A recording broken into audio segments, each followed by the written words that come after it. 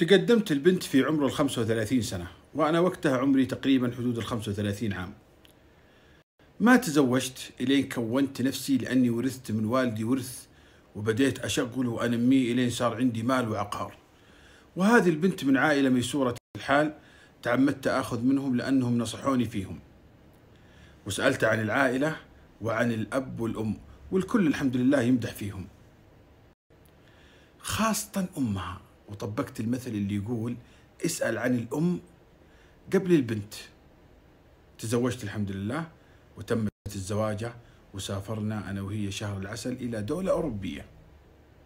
وكانت زوجتي ما شاء الله قمة في الأدب والخجل والتبعل، وكأنها تقول يا دهينة لا تنكتين. خلصنا شهر العسل وأخذتها للفلة حقتي، وعشنا السنة الأولى وحياتنا مستقرة. وبعد سنة ونصف تقريبا تم الحمل ولله الحمد.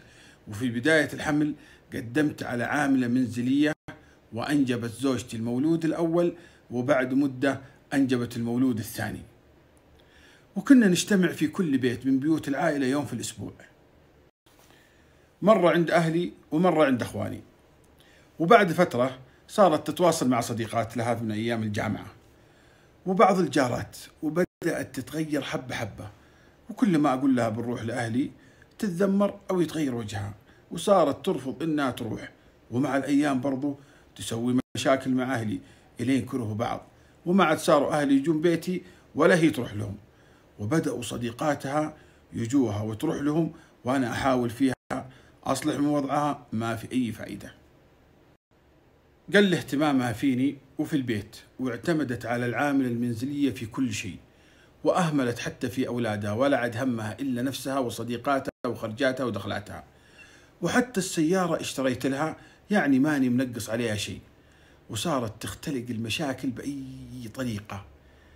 يقول صاحب القصة وفي يوم جلست مع واحدة من صديقاتها المخببات وقالت لها تطلقي منه أو اخلعيه علشان تاخذي حريتك، وغصب عنه يصرف عليك وخذي حضانة الأطفال. قالت لها زوجتي لا ما أقدر، زوجي عنده أملاك كثيرة وغني، كيف أخليها وأخلي الفلة والسيارة وخدم وحشم وأروح أسكن في شقة ويجيني مصروف شهري ما أدري يكفيني ولا ما يكفيني. لا شوفي لي طريقة ثانية. فكرت واحدة ثانية من صديقاتها وقالت لها بس الحل عندي. قالت لها زوجتي جيب الحل بسرعة. قالت لها صديقتها هذه سمميه. قالت لها زوجتي انت من جدك تبغين تورطيني علشان يكشفوني واروح فيها؟ قامت زوجتي راحت عند امها زيارة، وجلست تشتكي لها مني وانها ما تبغاني، ورغم ان الام اللي هي عمتي تعرف اني كويس واني رجل اخاف الله، وعاملها هي وهم احسن معاملة. واعطتها طبعا نصائح صديقاتها، وقالت لها ان واحدة من صديقاتي قالت لي اني اسمم يا امي. قامت الأم اللي هي عمتي ذي حطت يدها على فم زوجتي وقالت لها اسكتي، لا أحد يسمعك من أخوانك ولا أخواتك. وأخذتها الغرفة من الغرف وقفلت الباب، وقالت لها اسمعي يا بنتي، أنا عندي السم اللي راح يقتل زوجك في خلال شهر، وتفتكين منه وتورثيه، وأعرف من فين أجيبه. ومستحيل يعرف أحد أنه مات مسموم، ولا طب شرعي ولا غيره يقدر يحدد سبب الوفاة. راح يموت بعد شهر موتة طبيعية. خليكي هنا وخليكي طبيعية، أنا بأطلع ذا الحين عنده حرمة أجيب منها السم وأرجع لك. وكانت زوجتي بتطير من الفرح. وفعلا بعد يمكن ساعتين إلا الأم داخلة على بنتها بقارورة زجاج، وقالت لها بنتها وش ذا يا أمي؟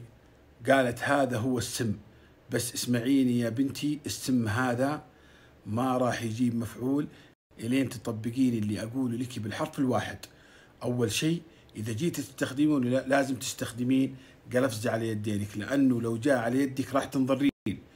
الشيء الثاني تعطيه كل يوم مع أي مشروب قطرة واحدة لمدة 30 يوم، وبعد نهاية 30 يوم راح يموت من نفسه موتة طبيعية، ولا أحد راح يكشف هذه الموتة. وإذا رحت البيت حق زوجك خليكي طبيعية، وأول شيء تسويه تسفري العاملة المنزلية اللي عندك، وتبدين تهتمين بالبيت أنت بنفسك، أنت اللي تنظف البيت وأنت اللي تطبخي، واهتمي بزوجك ودلعيه، واهتمي بأولادك ولا تخلي عليهم أي قصور. دلعي أولادك وزوجك ودلليهم، وارجعي علاقتك كمان بأهل زوجك وتعاملي معاهم خلال هذا الشهر اللي بتعطيه فيه السم أحسن معاملة. واقطعي كل صديقاتك، لا يجوكي ولا تروحي لهم، ما أبغى أحد يحس بأي شيء ولا يشك بأي شيء. واحسبي 30 يوم، وآخر يوم راح يموت الموت الطبيعية اللي أنا علمتك بها. وفعلا رجعت البيت حقي وطبقت كلام أمها بحذافيره. عدى اليوم الأول، اليوم الثاني، وهي كل يوم يعدي فيه تحط لي قطرة من السم. وحسنت علاقتها بأهلي، ومع مرور الأسبوع الأول والأسبوع الثاني زادت علاقتها وتعلقها وتعلق أهلي فيها، وحتى أنا بأطير من الفرحة بها. وبهذا التغير الجذري تغيرت 180 درجة، وزاد كمان حبنا لبعض. ويوم ما عاد باقي إلا تقريبا 3 أيام على موعد وفاتي من السم هذا، راحت زوجتي عند أمها وهي تبكي. قالت لها: أمها وش فيك تبكين؟ قالت لها: أبغاك توقفي هذا السم. قالت الأم: أوقفه كيف؟ قالت زوجتي: وقفيه، ما عاد أبغى زوجي يموت. ردت الأم وقالت لها: كيف أسوي يا بنتي؟ ما عاد ينفع، خلاص السم أخذ مفعوله، ما عاد في أي شيء يقدر يوقفه. وأنت طبعا اللي طلبتي الطلب هذا، ما أحد غصبك وما أحد ضربك على يدك. طلعت زوجتي من عند أمها وهي يائسة ومحبطة، ورجعت، وأول ما قابلتني وشافتني انهارت من البكاء. وأنا على نياتي ما أدري عن شيء. يا أخي الرجال مساكين، والله إن الرجال مساكين على نياتهم. وأنا طبعا على نيتي ما أدري، إلين طاحت مغشي عليها. وآخذها وأوديها على المستشفى، وسوى لها تنويم، وسوى لها كل التحاليل، طلعت سليمة. وقال الدكتور إن عندها انهيار عصبي ولازم تبقى يومين عندنا تحت الملاحظة. دقيت على عمتي اللي هي أمها وعلمتها بالموضوع، وجت المستشفى وشافت زوجتي. شافت زوجتي في حالة يرثى لها، فقالت للموجودين: خلاص اطلعوا انتوا وأنا بجلس معاها لحالي. وبعد ما طلعوا كلمت عمتي زوجتي وجلست تهديها وقالت لها: يا بنتي اسمعي، ترى السم اللي أعطيتك تراه ما هو سم، هذا موية ورد أخذته من العطار اللي في زاوية الحارة، وكل هذا بس كان درس لك علشان تتأدبي وتعرفي إن الغلط منك، وإنت السبب في توسيع الفجوة بينك وبين زوجك وأهل زوجك. وكلنا نعرف إن زوجك رجال طيب وفي خير ويحبك، وأولادك هم اللي كانوا بيروحون فيها في الأول والأخير. وحبك لنفسك وأفكارك الشيطانية حقتك أنت وصديقاتك، وإرخاء إذنك للمخببات والمتاع الدنيا وشهواتها، وبغيت تضيعي كل شيء علشانهم وعشان كمان تهورك وغرورك. إن الله لا يغير ما بقوم حتى يغيروا ما بأنفسهم. وبعد ما كلمتها أمها وطمنتها، بكت بكاء شديد من شدة الفرحة وخرجت من المستشفى.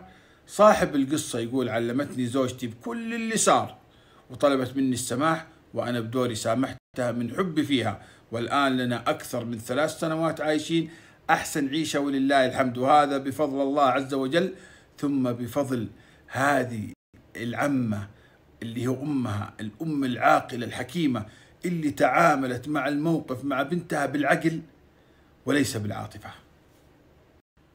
كانت قصتنا لأحد المتابعين للعظة والعبرة. أعطوني رأيكم في الكومنت، ولا تنسوني من المتابعة واللايك والإكسبلور عشان يوصلكم كل جديد. ومتابعتي أيضا في السناب، راح تلقى في الصفحة الشخصية عندي، راح تلقى تحت السناب شات موجود، تابعوني عليه. وأيضا اللي عنده مثلا قصص أو مثلا مواقف تنفع المجتمع لا يبخل علينا بها. وستجدون كامل القصة في اليوتيوب، الرابط أيضا موجود في الصفحة الشخصية، أو اكتب أكرم عسيري تطلع لك قناتي.